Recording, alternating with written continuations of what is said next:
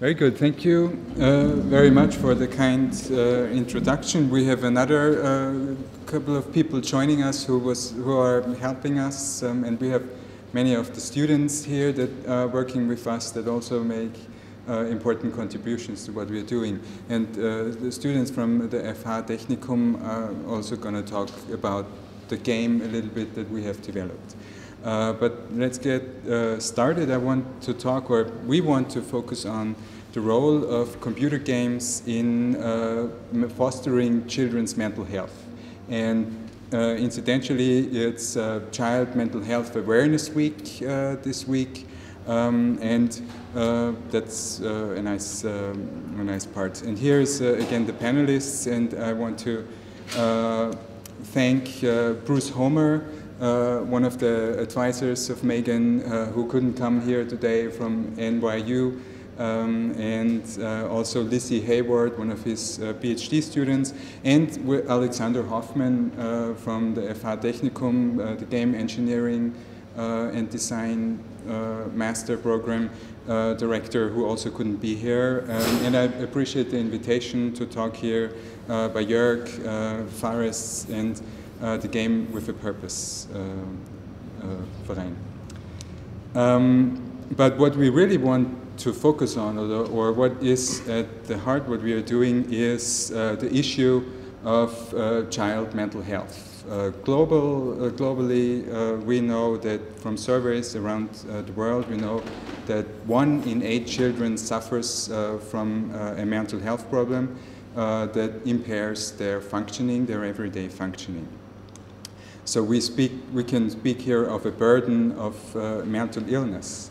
Many other children also suffer from emerging problems that are not in the clinical range, but are in a subclinical range. But they still suffer consequences and are at a risk of developing psychological disorders and problems later on in life. However, sadly, the majority of children and youth who need mental health services do not receive them. Stigma, lack of awareness, and misinformation about what psychologists, what mental health professionals do and their work results in the fact that many children miss out on important treatments for problems that can be treated. And also, it is estimated that in a certain number of years, by 2020, some estimates say that mental health services are expected to double, that the needs are expected to double, but the number of mental health professionals is not expected to increase at the required rate. So those are the problems that are at the heart of us in clinical child and adolescent psychology. And possible responses to this problem are preventive intervention. We know from a lot of studies and research that there are certain mental cognitive skills that have a potential to protect children from the negative consequences of stress, trauma, and may bring benefits to them, and may prevent them from developing psychological disorders, psychological problems, mental health problems. So what a possible response would be to focus on providing children with skills, fostering knowledge and skills that may protect children from mental health problems, and why not with computer games. And this also is a kind of a task-shifting approach that I don't benefit. But why not computer games? We know that I guess 8 in 10 children, even in the primary school age, have access to a computer. And 73 to 90% play computer games, even 6 to 13-year-old children. So we know almost all children play computer games. And what they like about the computer games is they can freely choose what they play. the games that they want to play, and they are self-directed. They can control what, when, how they play, and also they acquire competences. They are quite little experts on the particular computer games that are certain very important skills, and that's what, when they are asked in surveys what they like about computer games, that's what they say is what they like. And however, computer games have also shown to have many positive effects on mental development. So what I think, or what we think in my lab, is that there's an opportunity here for rebooting child mental health services in the 21st century. So we should maybe move out the couch of our therapy room and maybe consider bringing in some game consoles, if you like. Or we want to use computer games that children like to play and fill them with psychological important concepts, important skills that may help children to deal with the challenges that they are going to see in their lives. And so what are those protective knowledges and skills that, that I'm talking about? One, we're focusing on 3 different kinds of skills, knowledges, and one is the ability to understand the flow of mental activity, to understand that we have a more or less continuous flow of thinking and mental states of beliefs, desires, intentions, and emotions. And so this is supposed to characterize this continuous flow of mental activity. But to illustrate this for you, I have a little exercise that I invite you to participate. I want you to imagine that you sit in this chair, this do not think chair. It has a sign that says do not think. And so I want you to close your eyes if you want and try very hard to not have any thoughts at all. Keep your mind completely empty from any thoughts. And I tell you when to stop.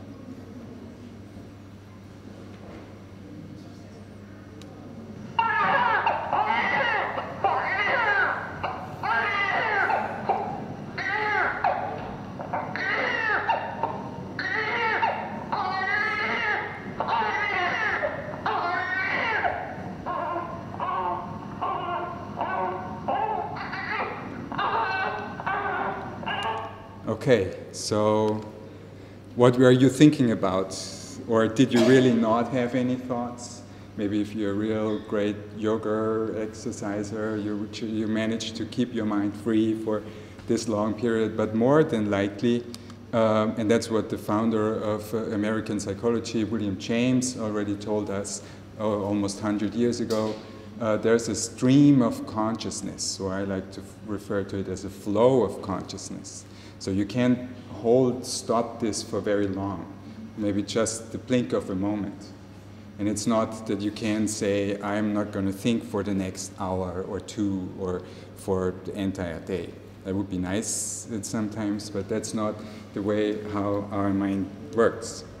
And also an important question is, so most of you, I guess, were thinking of a baby, because that's what I made you, or what I was trying to make you think about. Probably not everyone, but you heard the sound of a baby.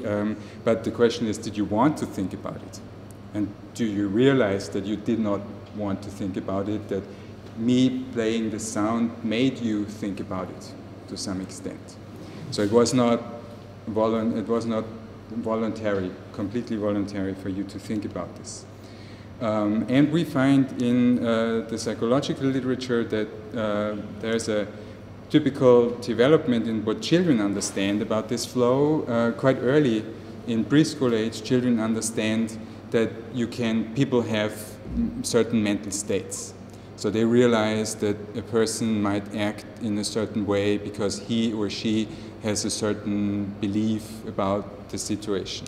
But it's not until a couple of years later that they understand that there's a connection between certain thoughts and emotions, that happy thoughts make you happy and sad thoughts make you sad. And most importantly for this talk here, or for this part of my talk here, is that it's not until early elementary school age that children understand this stream of consciousness. So when I ask many elementary school age children to sit in this no-think chair and try not to think, they would say, I can go without thinking for the entire week if you want me to. Or I can think Mondays and Tuesdays, but not Wednesdays and Fridays. So they seem to have a different understanding, a qualitatively different conception of the way our mind works in this respect. And there are huge individual differences. So I see 6.5-year-olds who do understand this, who, like you, maybe realize that it's not possible to just stop thinking for that long. But then I have 10 or 11-year-olds who do not understand this. We also have done some studies on what this has to do with clinical conditions or with psychological health. And we do find that these children who do understand this flow of thinking, who do understand that you cannot stop thinking for very long, have fewer psychological symptoms, have fewer unwanted intrusive thoughts that are characteristics of a couple of mental health disorders, of psychological disorders such as post-traumatic stress disorders, some anxiety disorders.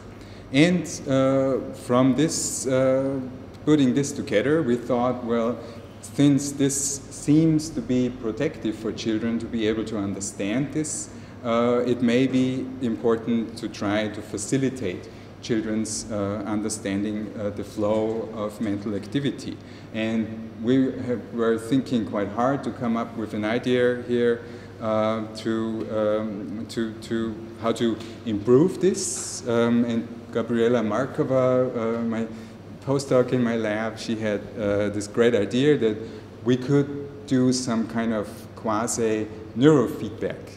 We can show children who claim that they don't think, we can show them an EEG of their brain where there's some activity to challenge, to counter, to conquer their claim that their mind is free of any activity, free of any thoughts. So that's one game that is really in the initial planning phase. We haven't really developed it much further. But here I spoiled it. But what were you thinking about, feeling right now? Thinking about at the time of, what were you thinking and feeling at the time of the bus? I spoiled it a little bit, but were you thinking, when is this talk over? What's going on my Facebook timeline, or whatsoever? Or were you thinking about something that worried you earlier today, a fight that you had, or something, what you're going to do after this, all this is finished?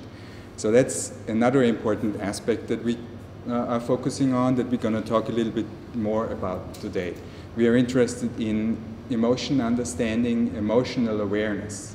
So your ability to reflect on, when I ask you to imagine, to reflect on what is going on in your mind, that requires some emotional awareness, being aware, and there can be differences from day to day even, or from person to person.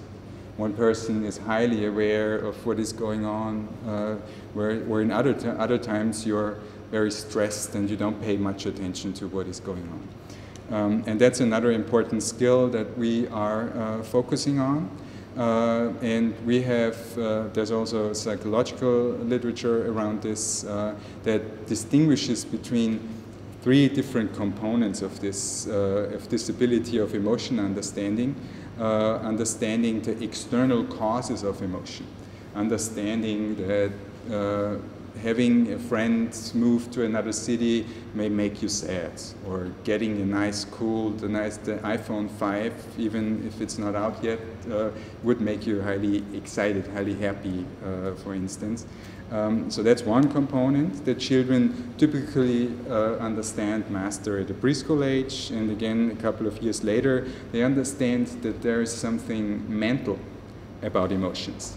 that there are certain desires, that you want something, and if you get what you want, you're happy, and if you don't get what you want, you're not happy.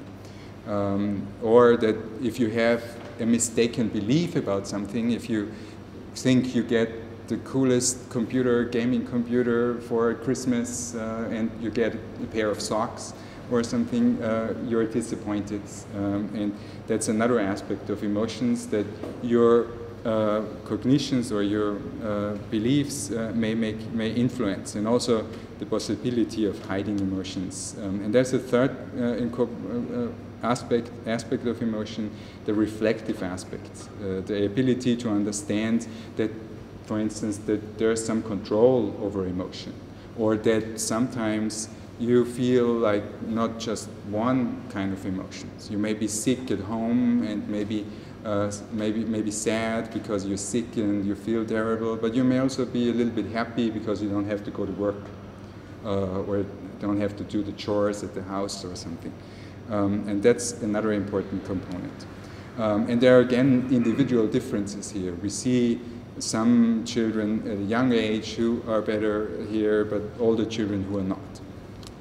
And so emotional understanding, emotional awareness, again, has been found to be important in clinical conditions. There's quite an emerging literature that shows that children who do have a better understanding of emotions, who do realize that sometimes you're not just sad, but you're also happy for certain reasons, have fewer worry, have fewer rumination, have fewer internalizing symptoms, have fewer anxieties, depressive symptoms. And that's what we're going to talk about a little bit more tonight here is we have developed a game, again, a computer game, to try to improve those skills. And Jacob Lyra has had this great idea of thinking of a little emotion detective. A little guy, and the computer player is an emotion detective. So there are various scenes, and you have to, in a typical point-and-click adventure game, you have to explore emotional content stories and have to learn and find out about emotions and those aspects of emotions that I was talking about. But it seems that maybe a better understanding and awareness may not be enough. So just being aware of a situation doesn't always help you to deal with this situation. So understanding and awareness is not control of the emotion. And there is a psychological concept for this. And it's called executive function, or it's inhibitory control. A psychologist who was born in Vienna is one of the founders of this domain, Walter Mischel. He developed a test where he had marshmallows, you know, marshmallows, little candy, and had children sit in front of a marshmallow and ask the children not to touch or eat the marshmallow for a certain time period. And then he stepped out of the room and he made videos of the children, what they were doing sitting in front of the marshmallow. So that was many years ago, one of the first tests of executive function or inhibitory control. And so we think that's another important component to make children resilient, to make children be able to deal with mental health challenges. And there's also indeed, and that may be familiar to many of you, attention deficit hyperactivity disorder is primarily characterized as a disorder of this executive function. So children diagnosed with disorder are poor in their ability to control, ability to sustain attention for a prolonged period of time, and to resist distraction.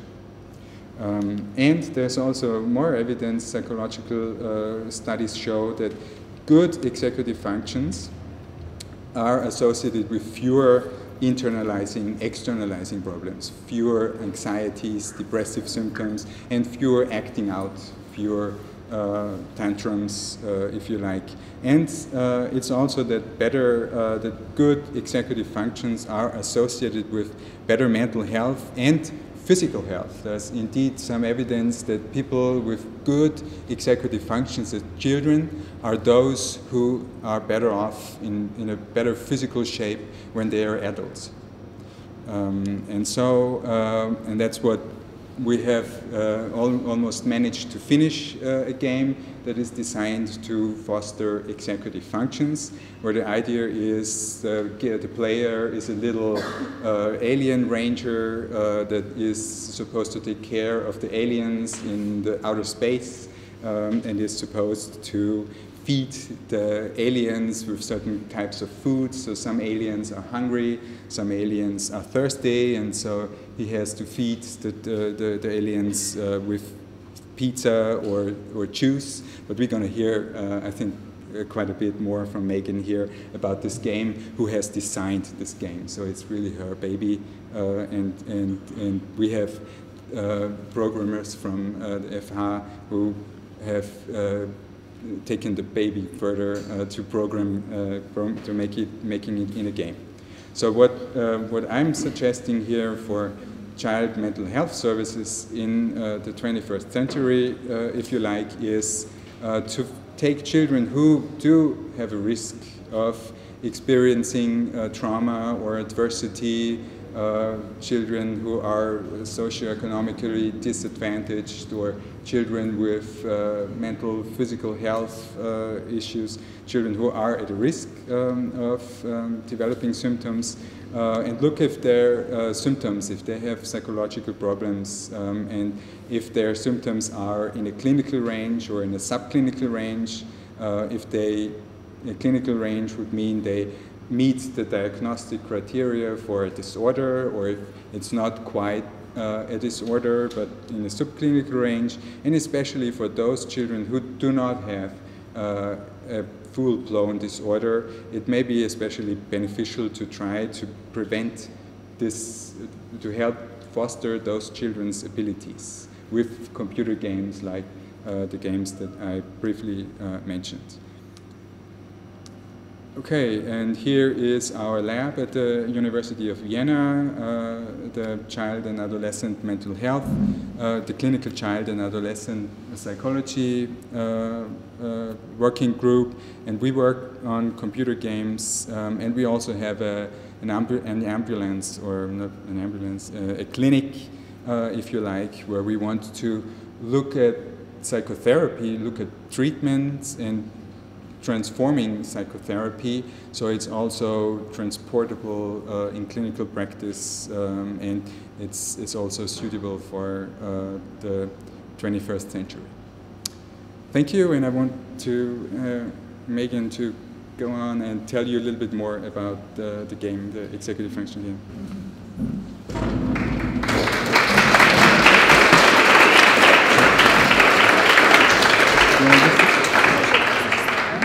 It's just the arrows, yeah. Mm-hmm. And there's a pointer.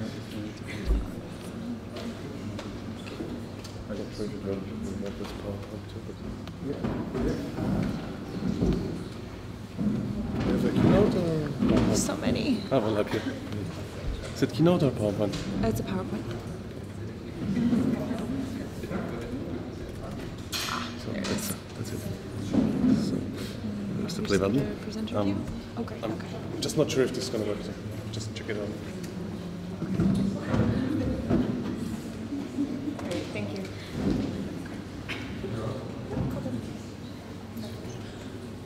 Okay, well, thank you so much for having me. I really appreciate getting to come and see all the exciting stuff that the group at University of Vienna is doing, and it's wonderful to get to come from New York and hear about all these wonderful things and see beautiful Vienna in perfect weather. So what I'm going to talk about today is this game that we're working on, that we're very excited is moving along and almost ready to start playing with kids.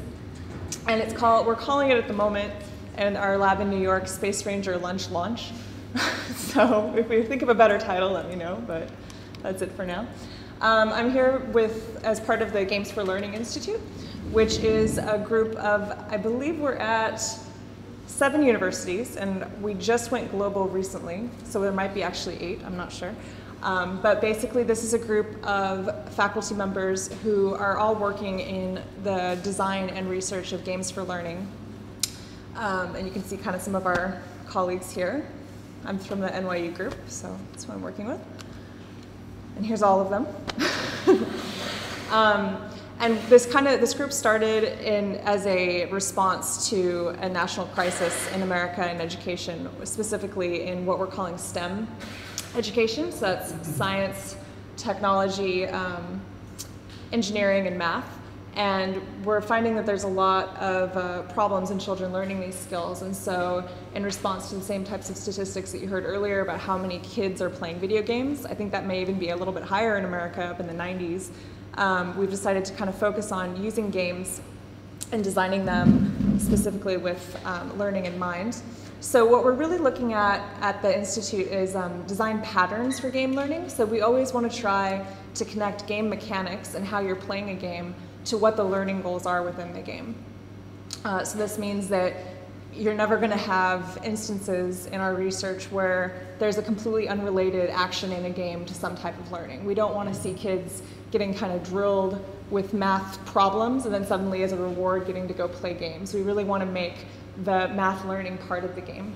So I apologize, this picture is a little blurry, but this is one of our games that is still being tested right now and we're trying to release it soon. It's called Noobs vs. Leets, down here on your right, stage left. And what this game is it's basically your player plays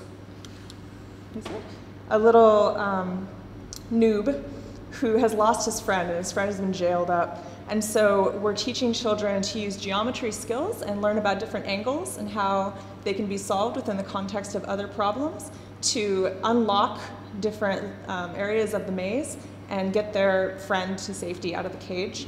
But on the way, kind of like a Pac-Man mechanic, they're encountering leets, which are these creepy little guys that will eat the noob and make him die, and it's really terrifying. And so yes, and along the way we're keeping track of all of the data and kind of having these embedded assessment elements to our games to keep track of how well the kids are doing at learning this math and how they're approaching angles and how they may be compromising what they're doing within the game mechanic with what's happening with the learning. This is another game that is already on our website if you want to go play it. It's called Factor Reactor. And this one is a math game where you use a wheel to determine the best possible combination of numbers. So it gets kids really fast at factoring and looking at math in kind of more of a dynamic, fun way, aside from textbook learning. So our game that we're working on, Space Ranger Lunch Launch, is a game that we're designing for children going into school, and they're going to be playing it on iPads. And as you can see, these are still old screenshots, and we're looking forward to getting some new ones soon, but this will give you a sense of kind of what's going on. I just apologize if they look a little preliminary. As you can see, the kids enter a planet, and they're space rangers, where they're in charge of helping out all these aliens, because they're really hungry and really thirsty, but the aliens change their mind all the time, and they're very, very picky. So the rules are constantly shifting, and the kids need to adapt to whatever those rules are. So here's kind of just the basic game screen from last presentation, same type of thing. So as you can see, there are 2 different kinds of aliens in this screen. There's a total of 4 different kinds of aliens because we want kids to get used to the idea that things come in different colors and different shapes but may share attributes and may have varying attributes of it can be red but look like the top alien, or it can be blue and look like the bottom alien, and they need to kind of get that cognitive flexibility going in their mind to understand how these shifts may change rules and how they need to react to those in a fast manner to help the aliens. Otherwise, the spaceship has a timer on it, so the kids kind of get that game-like feel of being under a time pressure. The lunch launcher is where the food or drink will come out, and we're hoping with the iPad the kids will be able to kind of fling and do an Angry Birds type of a movement, if you know Angry Birds. The aliens move down the screen like this to the goal line, and if they hit the goal line, that's when they have to fly back up into space and they don't get fed or anything to drink. And as you can see, there's an alien mood meter. So you can keep track of your progress in the game and see how well you're doing by knowing how happy the aliens are. Because like we said, they're very picky, they change their minds a lot, you have to make sure you keep them happy. It's a hard job.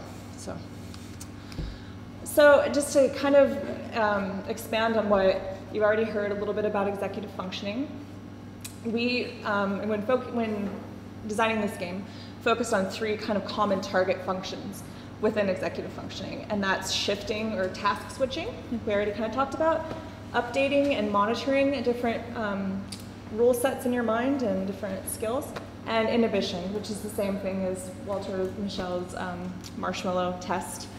And so we kind of tried to do what I was saying, where we incorporated these game mechanics into these game learning ideas with rule changes corresponding to shifts, and then feedback and the alien mood meter helping the player keep track of what's going on with the information. And inhibition, we're largely training and assessing at the same time with these time constraints and bonuses, and very similar to what I was describing with noobs and elites, we have this really great ability to kind of keep track of the real-time assessment and gather data as kids are playing. So that helps out a lot with kind of determining how well they're doing and if this game is helping with training them or if it's just kind of assessing them or what exactly it's doing. We'll find out. So for those of you that are not familiar with the clinical approaches to executive functioning, the game is largely based on the dimensional card change card sort. I think that's backwards. Anyway, it's a task where kids have to sort elements on cards, as you can see here, and this would be done in a lab with a person sitting across the table from them, and they have to continuously put blue bunnies into blue boats, and then suddenly they'll have to put red bunnies into red boats. Or they might realize that there's a different kind of bunny that goes together, so blue bunnies will go with blue bunnies, and so on. And we're trying to do the same thing in our game. However, the change is, depending on what the aliens look like, you have to give them one thing or another. So pizza and juice in this picture, but it obviously can be a different kind of food and drink, will never change, but the aliens will. So kids are keeping track of a similar type of a mechanic. And this just kind of gives you a sense of it in context. This is usually what a kid would be doing in a lab with the card change sort. And this is a more dynamic way that they can just even play this at home and still get the same benefit and the same training, ideally. So a lot of what kids have to do when they're playing a game and when they're adapting to rules is they have to hold a mental set in their mind of what the rules are. So if you're on this level, you might get really good at this level and always think to yourself, okay, the blue aliens are hungry, the blue aliens are hungry, and give them a lot of food. But then suddenly, a radioactive blast happens and all the aliens switch on the screen. And every alien that you think is blue is going to switch to red when you're trying to click on it, and you have to really quickly switch what you're holding in your mind, what the mental set is, and realize that's a red alien, he doesn't want the food, and readjust what you're doing. Or vice versa, all of a sudden the blue aliens are thirsty in this level, and so you have to change what you're doing continuously. This is just kind of an overview of the types of game feedback that we're giving. This was something we gave the programmers. But as you can see, just depending on the level, aliens are happy or sad, depending on what's happening. And this is a breakdown of the type of assessment that we're able to track using a game in the education field, which is really quite amazing, because usually if you were in a clinical position, you'd be sitting there giving a kid a test with cards and then would later have to sit and watch the video and code what's happening in the video, or sit there and make check marks while you're talking to the child. So this is really fantastic that this is going to do this automatically, and we can sit later and put this directly into a system that'll help us figure out what happened with the data. Just really quickly, I know you guys are more of a gaming audience, so I won't harp on the academic background as much, but feel free to ask questions about this as well. We originally designed this concept because there was a really great study that came out about how kids could learn more complex rule sets if they had continuous exposure to them. I think a lot of times we assume that because kids are younger, they have a hard time keeping a lot of things track in their mind.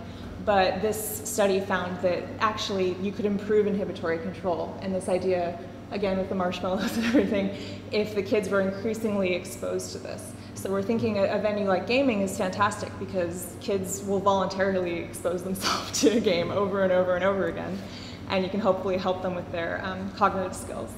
And then we also based, again, the rule set on this kind of idea of developmentally how kids increasingly are able to plan and reflect on rules and kind of keep track metacognitively of what's happening. So we looked to Zalazzo and Freier, who also made these types of card sort tests.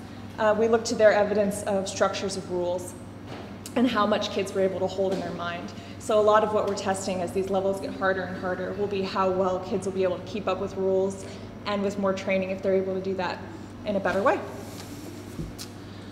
Just a few notes on the design process. As I said, we focused on 3 functions in what we were doing. We wanted to keep our goal pretty clear. And our original inspiration came from previous studies about how video games, and specifically action video games, I think she used Halo in this, have been proven to alter visuospatial attention and modify selective attention in kids. So we saw a lot of promise in that idea and wanted to use the same type of idea with executive functioning skills, because there's a lot of attentional control issues, and we thought that it would be great to kind of build on that. I have a question mark here because we're really looking forward to starting this research and seeing how it works, and seeing if we can assess kids' current, their baseline levels of executive functioning, and then move into actually training them and making this be a great thing. And as far as directions for future research, I'm really excited about this because I think this actually holds a lot of potential to have strong implications for video games as learning tools in our field in general. What we're kind of asking in some of the research is whether or not kids will be able to hold their attentional control amidst a lot of features in a game world. So there have been studies that have found that a 3-year-old, if they have an eye tracker following them, has to look at everything on the screen all at once, whereas a 4-year-old will be able to ignore it and click on what's important on the screen. And so if we're looking at this with kindergartners, we want to see if they're basically able to do this very simple action on the left here and still be able to carry it out and do it successfully on the type of a screen that we have on the right, where there's a lot more going on and a lot more of what kids are used to seeing in everyday context. Also, in connection and hopefully a good lead-in for Jacob, there's a lot of implications for possible emotional responses and emotional regulation within these kind of game environments, because there's so much that we can have some control over and so much that we can hopefully help kids to keep track of and watch. If they have an alien mood meter and they know how happy the aliens are, there's a level of emotional regulation in there that's really great for them to have exposure to. So those were just some of the people that we looked to. And thank you so much.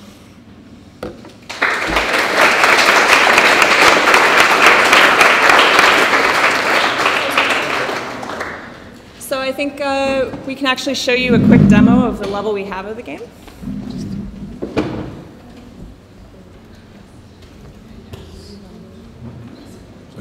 Abspielen einfach, oder?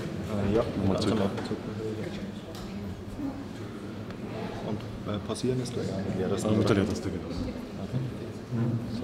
Ah ja, das ist der Klassiker. Falsches Screen.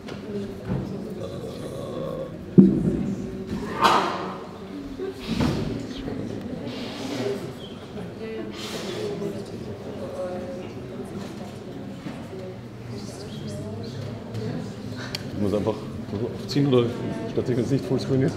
Doppelklick funktioniert nicht. Doppelklick drauf aufs Bild funktioniert nicht? Nein, macht es auf dem falschen Screen, aber ich kann spielen also einfach, dann geht's auch. Das ist auch eine Variante. So. Ja, nein, nur auf dem richtigen Screen ist die Frage. Okay. Passt. Good. Hello, my name is Johannes Schau, and these are my colleagues, Viktor Waas, Stefan Püringer, and Janis Belmor.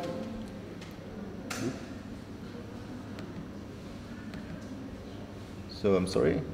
Okay. And we are students of the FH Technikum Wien and are developing this project under guidance of Professor Alexander Hoffmann. We are now going to show you a short video of our game. But please keep in mind that this is still a very early stage and a very early beta, and we have yet to implement all kind of graphics and effects. So, as you can see, we already have different kind of aliens represented by red and green circles, and they already react differently to different kind of food. So if it gets the right kind of food, it moves to the left top. If it's the wrong kind, they proceed to the bottom a little bit faster than before.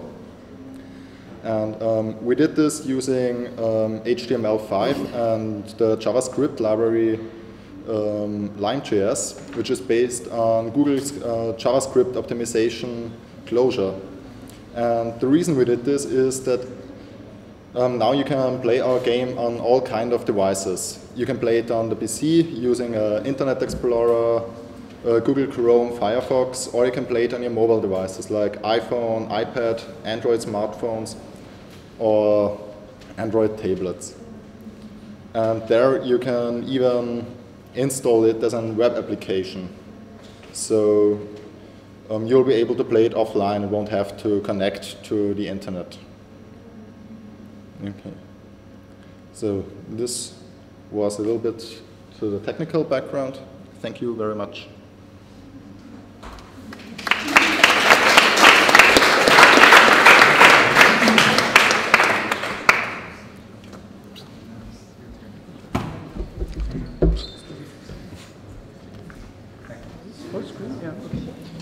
So, ich fahre jetzt fort mit dem Spiel. Okay, sorry. I will speak in English. I will continue with the game that is being developed to train emotion understanding. And it's, well, still in its concept phase or early development phase. And there are several people working on it. The scientific head and supervisor is Professor Sprung. And, well, I should make a short introduction that there are already several trainings that aim to the target to train emotion understanding, but most of them are very boring. They focus on reading a story, or a trainer is reading a story and asks the child how does this character feel and how does that character feel. So our aim was to make a game that is not only training emotions but is also engaging and motivating. And so I came up with this idea Manuel already mentioned of a detective, because detective stories all often evolve around emotions, strong emotions, and how to detect emotions and how to understand why someone acts the way he does.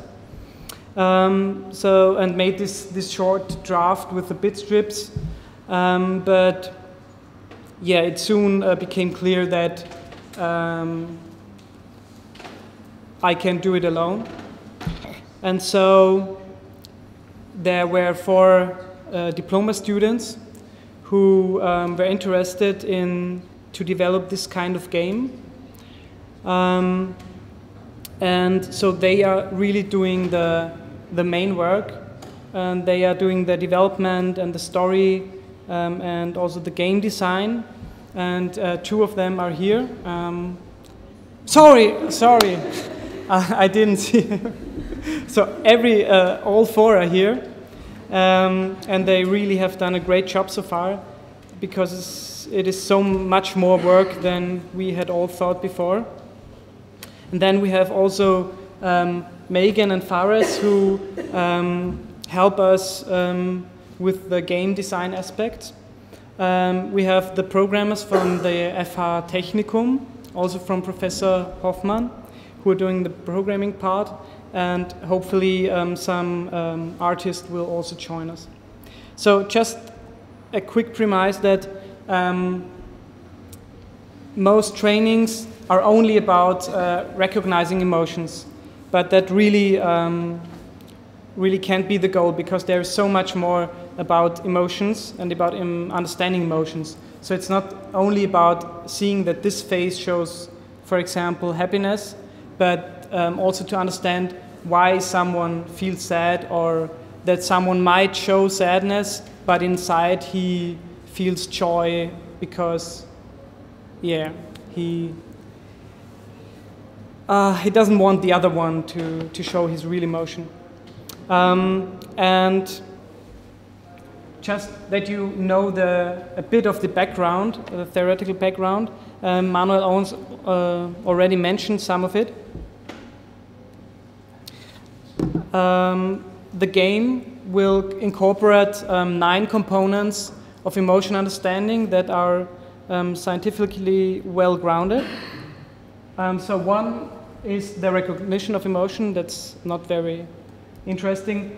So please try to find out which following subtle facial expression, which emotion it shows.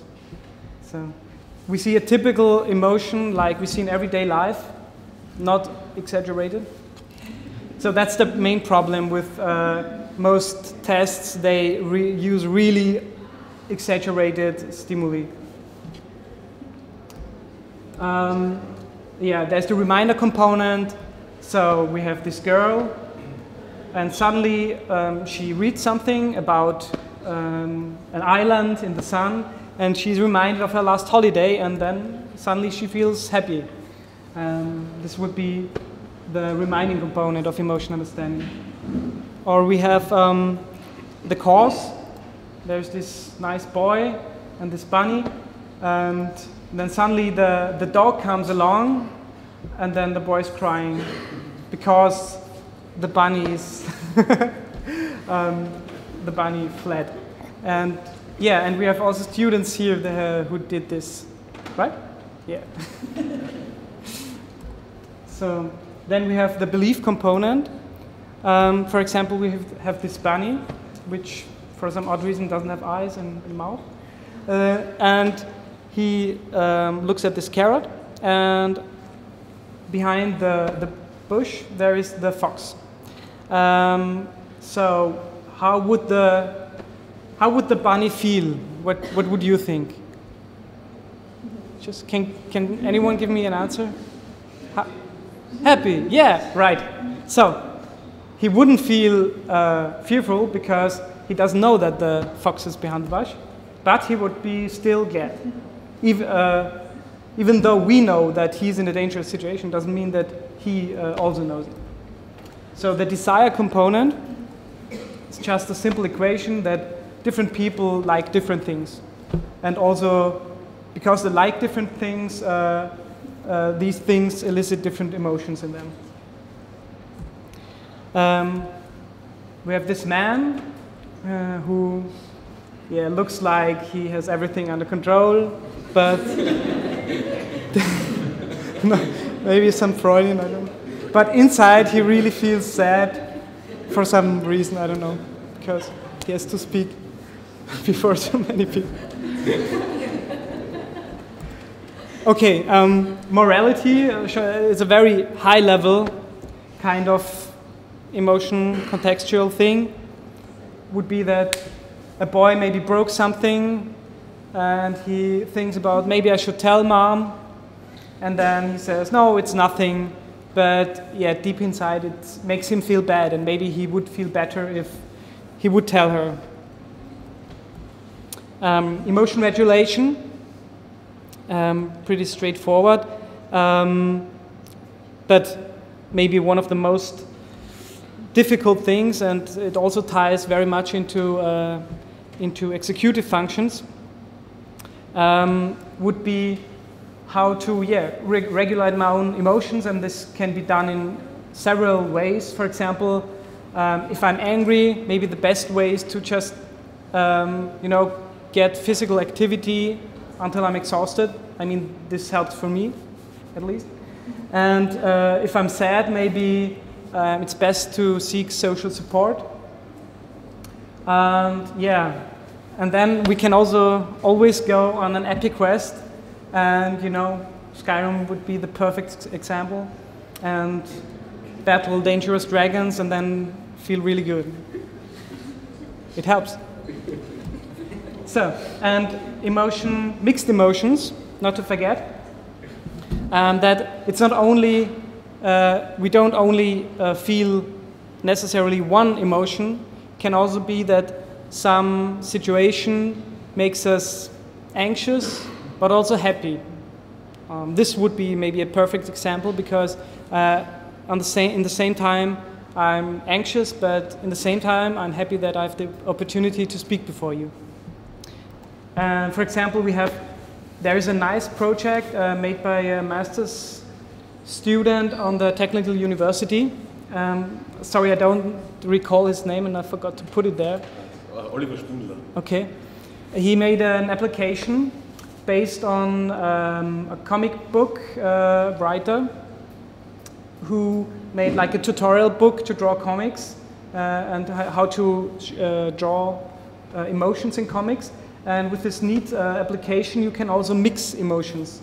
For example, this face was created by showing joy and also a bit fear. Maybe you can recognize it. So, and just you can like divide these 9 components into an external level, mental level, and a reflective level, like Manuel said. And yeah, they have a developmental trajectory, with the first 3 being developed first, and so on. So, and now we are getting to the game. There were several inspirations, for example, detective stories, comic style, classic point-and-click adventure games, LA Noire, a great game by Rockstar. Not really as violent as other Rockstar games. So, and now all these pictures you see now have been made by our diploma students in a very short time, but they are really impressive. So the game will start with a girl or boy logging into the game and deciding, well, if they want to play a girl or a boy. And they start at the Academy for Detectives, and they're like doing their final exam in their PI course. And this final exam will focus on emotions and how to understand them, and interrogation. And so first it's like a tutorial. It's at this stage not so interactive. The professor will explain how different emotions can be recognized. It's just a basic level.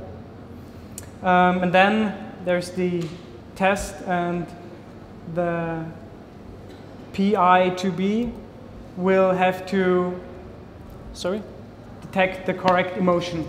This is like a kind of tutorial, and it will also be, we want to do a study where we compare a treatment group with a control group.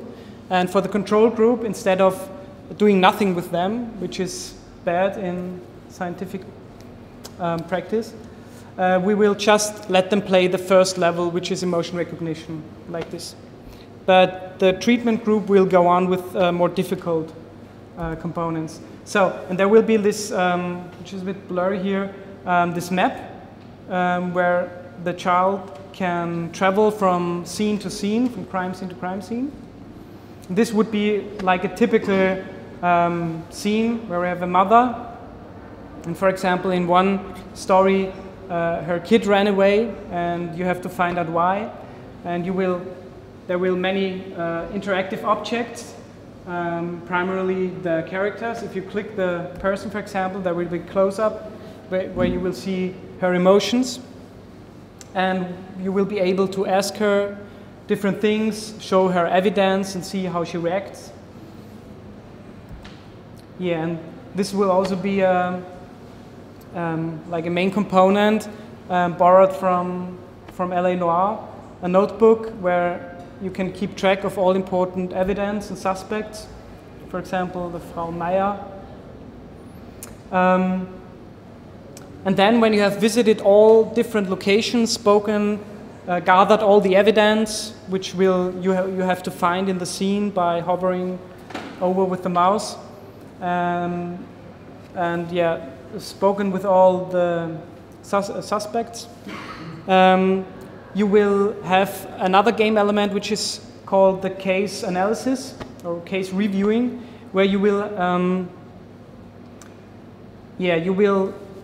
try to remember all the different characters and how they reacted, and then you have to make decisions.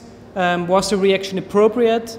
This would be an example for the external cause. So maybe the mother was sad and the situation was her child just ran away, so maybe the reaction was valid. And then you have to detect anomalies and people who didn't really react the way they should in such a situation. They might hide something, for example, and maybe revisit this scene and get some more evidence and talk with them. So, thank you very much for your attention.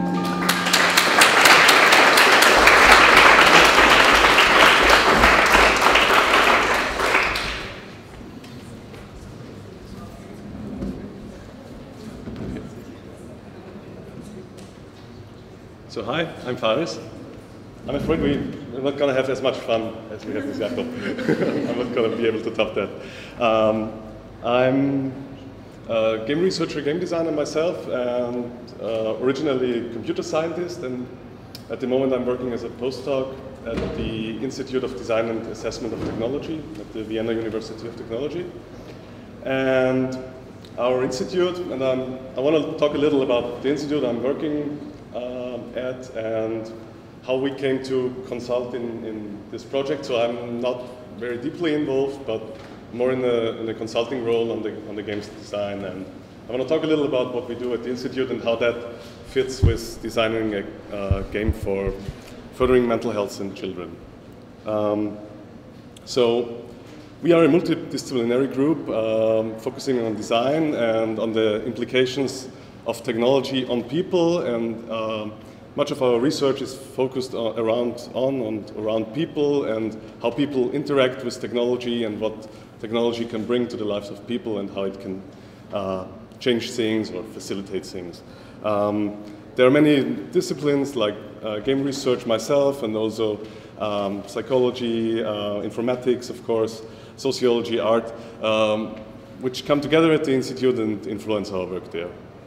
And as I said before, most of what we do is very user-centered. It's based on working with people, bringing in people early to work on projects and see how we can develop new technology for different areas. So this might even go that far that we have working on participative design process where users are integrated in the design process the whole way and things like that. And we do this because we are, in a way, driven by technology as a means to enhance people's lives, and especially mobile technologies, ubiquitous technologies, tangible interfaces. And in a way, we are interested in how these new technologies can impact people's lives. And not only, we are not only interested in developing these technologies, but also in measuring their impact and how we can approach evaluating impact and how we can learn from the design of certain products to go from there and improve things. So there's many research areas from HCI with focus on sustainability, a project that's based around technological interventions to prevent food waste. There's projects on e-learning, gender studies, information visualization, and many more. I want to pick out some things in particular because I think they relate to what we are doing here. We have one focus on motivation and behavior change and persuasive technology, where we look at how technology can really influence people's behavior and really try to change and sustain behavior. And we have several projects that are in the healthcare sector. This one's about supporting positive adaptive aging, and there's projects on ambient assisted living, on improving quality of life for elderly people, and how technology can come in there and facilitate things. And there's also a general focus on technology in healthcare. And as I said before, we're also doing game design. We're doing game design courses, and there's a focus on game research as well. And so this comes together in what I like to call positive impact games, which we'll just talk about shortly because we had a presentation about that a couple of weeks ago here. There's two things going on at our institute at the moment. There's Your Turn, which is a video editing community for a little older kids than are targeted in the Games4Resilience projects, but about age group of 14 to 18-year-old kids, and the game is made to facilitate social interaction and intercultural exchange. And there is another game about crowdsourcing land cover validation data. So there's a lot of, just very briefly, there's a lot of land cover information, like you can see it on Google Maps, where you can see there's areas which are populated, there's areas, there might be some wood on it, or desert, or farming maybe going on, and there's an ongoing process to classify how these sectors are used, and the reason why it's very necessary to do that is because bigger companies sometimes snatch up land in developing countries and argue that this land hasn't been used so far for agriculture. And if you have very good land cover validation data, you can, for example, counter these claims. But sorry, it took a little longer to explain it. But so that's what we are doing, and I think the whole term of positive impact games is a very broad one. It has social impact games like Your Turn. It has these crowdsourced, almost gamified approaches to gather data, and there are games for learning, and there are games for health, which I would see Games4Resilience situated in.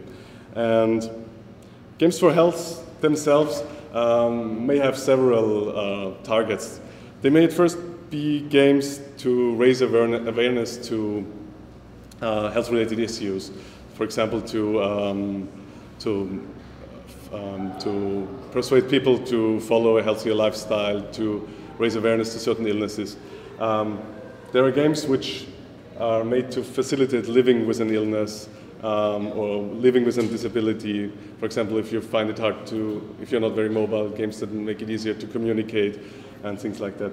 And there are games which might either help cure an illness or even go a step before that and help prevent an illness. And I think between the last two is where the Games4Resilience are situated, is in providing a very preventive measure, and going into also curing and or helping the treatment. And also these things are all very, very serious. What you can't forget is that games should be fun. So, and I think that's how Jakob just showed the detective game. It's definitely about fun, and I think that's the shift that has happened in what has been called serious games and is now called positive impact games or games for health. Is that it has lost this this serious thing that it's not necessarily fun, but might be boring and things like that. And now we have went on to really focus on the game aspect. So I think with the detective game, what is very apparent is that it's first and foremost a game. It's an adventure game. It's something like many of us have played already. And behind that, on I wouldn't say hidden layer, but on a layer a little beyond the game is where the learning happens and where the cure for treatment happens. And I think that's a very important thing to be a little subliminal in applying those mechanics that relate to the actual learning. I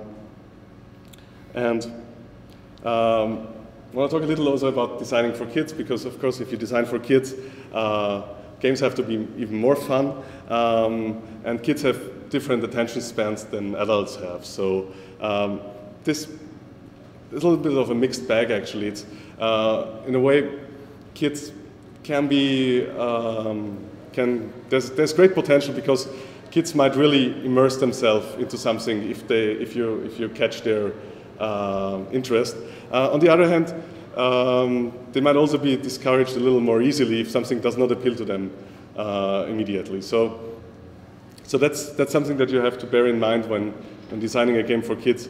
And I think from my experience with the Your Turn game I showed previously, is especially if you design a game for young adolescents, it's that they are very hard to reach at times. So they are easily distracted.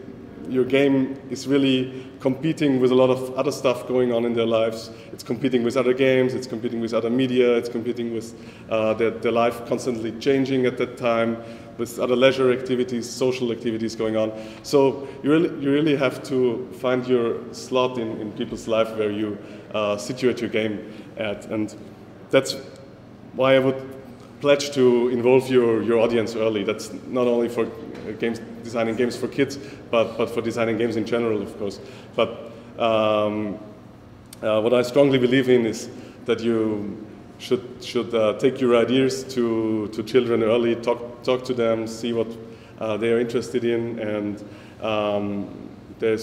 for example, there's one thing I did is media interviews where you sit down with people and let them show you on your laptop which internet sites they access, what videos on YouTube they like to watch, what games they like to play, and you really look at those media together to immerse yourself a little into what they think is interesting, and let that shape your ideas and shape your imagination.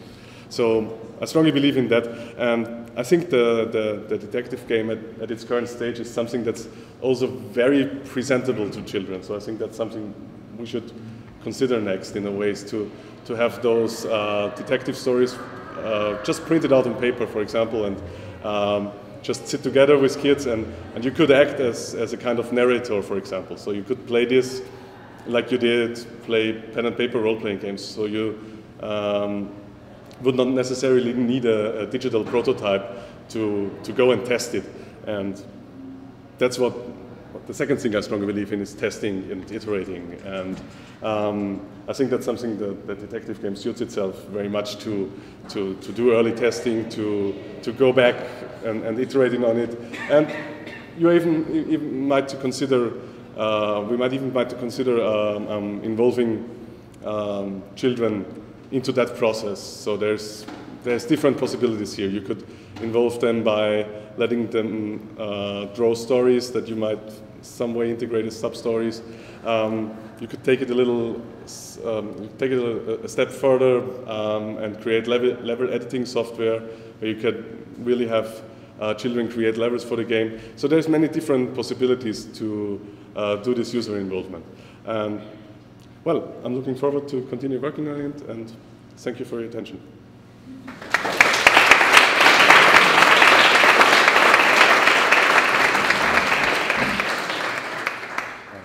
So I think we're going to have your questions now.